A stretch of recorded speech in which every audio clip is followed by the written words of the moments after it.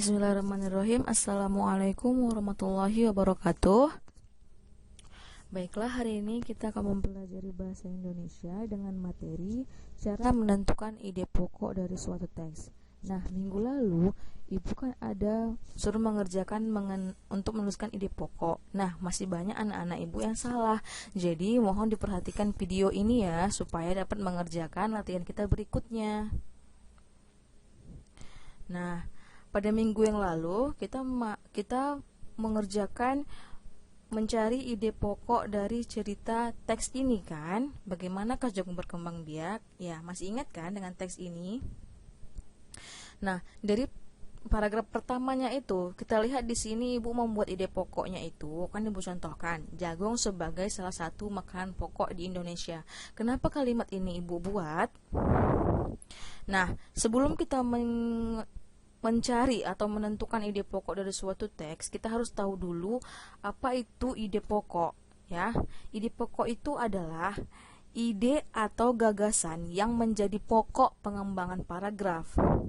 Atau ide pokok adalah masalah utama yang dibahas dalam suatu paragraf. Jadi, kalau membuat ide pokok itu bukan satu paragraf itu ditulis, tapi cari apa yang menjadi gagasan utama atau masalah utama dalam paragraf itu, ya. Nama lain ide pokok adalah gagasan utama atau gagasan pokok. Dalam satu paragraf hanya ada satu ide pokok, ya, satu ide, bukan terlalu banyak. Nah, kemudian fungsi ide pokok adalah memberikan penjelasan dari inti suatu bacaan atau paragraf, sehingga pembaca dapat mudah memahami paragraf tersebut dan menjelaskan inti dari suatu paragraf. Nah, 5 langkah menentukan ide pokok yaitu yang pertama, baca seluruh paragraf dengan cermat. Ya.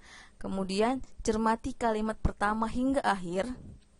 Baca kalimat demi kalimat sampai kamu menemukan ide pokok. Dalam suatu paragraf, ide pokok biasanya terletak di awal, di akhir, atau awal dan akhir paragraf. Tandai ide pokok tiap paragraf. Kelima, tandai info penting dalam tiap paragraf. Jadi membacanya harus serius ya nak. Membaca paragraf itu harus cermat, jangan main-main. Contohnya, bencana banjir lumpur akibat jebolnya tanggul Situ Gintung di Tangerang Selatan menimbulkan berbagai macam penyakit. Beberapa penyakit yang akan timbul sesudah bencana adalah diare, tifus, dan demam berdarah. Masalah kesehatan pada korban dan masyarakat di sekitar lokasi bencana harus segera diantisipasi. Beberapa penyakit itu muncul karena lingkungan kotor dan sumber air bersih yang tercemar lumpur. Nah, dari paragraf ini, yang manakah ide pokoknya? Jawabannya adalah bencana banjir menimbulkan penyakit. Hanya ini saja yang menjadi ide pokok dari paragraf ini. Kenapa? Ada yang tahu? Ya, seperti yang bisa kita lihat di sini, kalimat lain dalam paragraf ini hanya menjelaskan penyakit-penyakitnya. Pada kalimat kedua, misalnya yang ini, beberapa penyakit, ya kan? Itu berisi contoh dari penyakit yang ditimbulkan. Di sisi lain, kalimat terakhirnya menjelaskan ya, terakhir ini menjelaskan penyebab dari munculnya penyakit tersebut. Nah, jadi ide pokoknya yaitu yang tadi, bencana banjir menimbulkan berbagai penyakit. Itulah dia tadi ya. Nah, jadi sudah bisa mulai menemukan ide pokok. Sekarang coba kita ukur pemahaman kalian ya. Yang manakah ide pokok dari paragraf ini? Mari kita baca. Bismillah. Kesatuan dan kekompakan tim menjadi kunci utama keberhasilan Spanyol. Kesatuan dan kekompakan itu pula yang membuat Spanyol menjuarai Piala Eropa 2008. Kejuaraan itu berlangsung di Stadion Ernst Happel, Austria. Mereka bermain dengan penuh semangat, kesatuan, dan kekompakan. Pernyataan itu ditegaskan oleh Luis Aragonés, pelatih Spanyol, saat jumpa pers usai pertandingan. Oke, sampai sini. Yang manakah ide pokoknya? Ibu kasih pilihan nih. A. Juara Piala Eropa 2008 di Austria. B.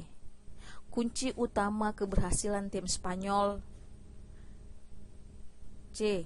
Soal jumpa pers usai pertandingan. D. Tempat kejuaraan Piala Eropa 2008. Ada yang tahu apa jawabannya?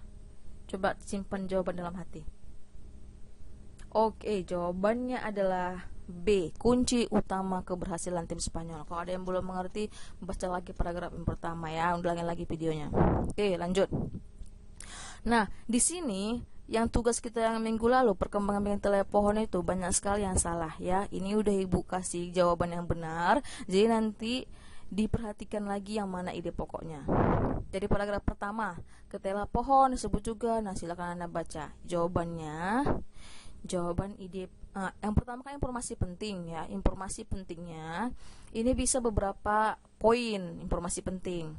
Nama lain singkong, manfaat masyarakat bagi masyarakat. Jadi manfaat singkong bagi masyarakat. Jadi ada 2 poin yang menjadi informasi penting dari paragraf. Tapi kalau ide pokoknya itu hanya ada 1 poin, yaitu manfaat singkong bagi masyarakat. Beda kan? Nah, yang kedua, paragraf yang kedua kita lihat. Nah, ini bisa nanti Anda baca di buku ya. Jawaban informasi penting dan ide pokoknya antara lain. Informasi pentingnya, poin pertama, jumlah kalori dari singkong. Poin kedua, karbohidrat kompleks dari singkong. Sedangkan ide pokoknya adalah jumlah kalori dari tanaman ketela pohon. Paragraf ketiga, Bu. Paragraf ketiga bisa Anda baca di buku ya. Sedangkan informasi pentingnya, tinggi tanaman singkong, warna dari singkong. Sedangkan ide pokoknya, ciri-ciri fisik tanaman pokok. Alhamdulillah ini ada yang jawab benar. Nah, paragraf keempat, ini ya, jawaban informasi pentingnya, cara tanaman singkong berkembang biak. Kemudian ide pokoknya, cara perkembangbiakan ketela pohon. Hampir sama ya, sama. Oke, pada paragraf kelima, yang terakhir, informasi pentingnya itu manfaat ketela pohon, ide pokoknya manfaat dari ketela pohon. Sama, karena memang informasi penting dan ide pokoknya sama-sama menjelaskan tentang manfaat dari paragraf itu, ya kan? Nah, kemudian bagaimana Bu pengembangan teks? Pengembangan teks itu bisa kita kembangkan ya. Kalau pengembangan teks itu kan berarti dikembangkanlah suatu cerita dari ide pokok yang kita dapat. Nah,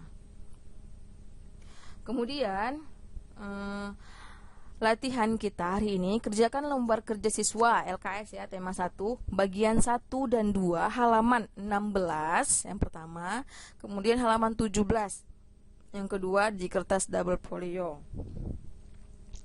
Nah, sampai sini dulu materi kita hari ini. Ibu ucapkan terima kasih bagi Anda yang sudah mendengarkan dan menyimak video Ibu dengan baik.